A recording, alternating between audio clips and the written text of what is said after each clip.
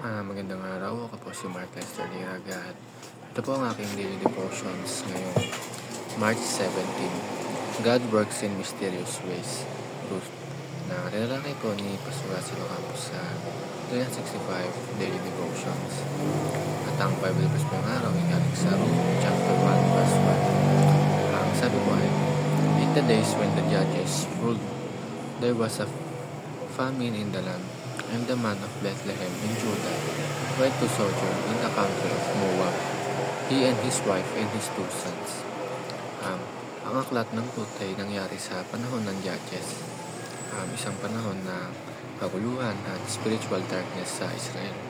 Ngunit sa gitna ng magulong panahon, ipinakita ng kwentong ito na ang Diyos ay patuloy na kumikilos kahit hindi agad nakikita ng tao.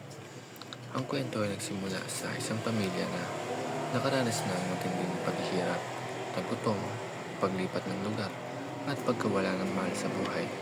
Si Naomi ay nawalan ng asawa at mga anak, at tila wala ng pag-asa ang kanyang kinabukasan. Ngunit dito din makikita na kahit sa gitna ng sakit, may ginagawa na pala ang Diyos.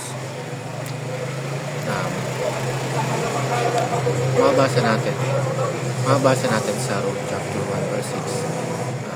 "For whither thou goest, I will go, and where thou lodgest, I will lodge.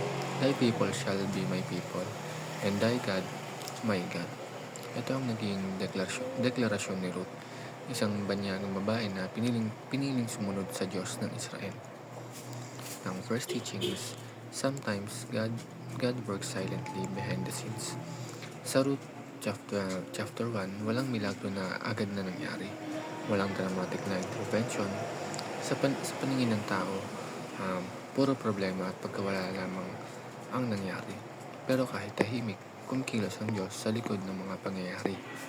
Minsan, ganito rin sa buhay natin. Kapag parang walang sagot ang Diyos, hindi ibig sabihin na wala siyang ginagawa. Maaaring inaayos niya ang mga bagay na hindi pa natin nakikita.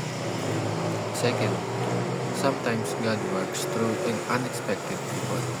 Si Ruth ay isang Moabite, hindi Israelita, outsider at hindi inaasahang gagamitin ng Diyos.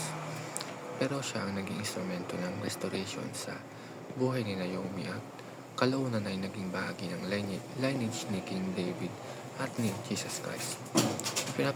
Ipinapakita nito na ang Diyos ay gumagamit ng mga taong hindi inaasahan ng mundo.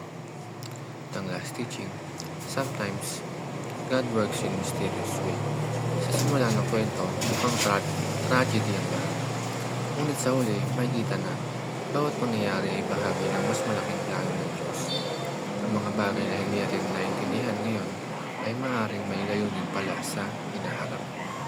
Ang Diyos ay gumikilos sa paraan na lampas sa ating pagkaunawa, ngunit laging para sa kabutihan ng kanyang plano. Mga kapatid, ang kwento ni Ruth ay paalala na kahit sa panahon ng pagkawala, paghihintay at uncertainty, ang Diyos ay patuloy na kumikilos. Yun lamang po.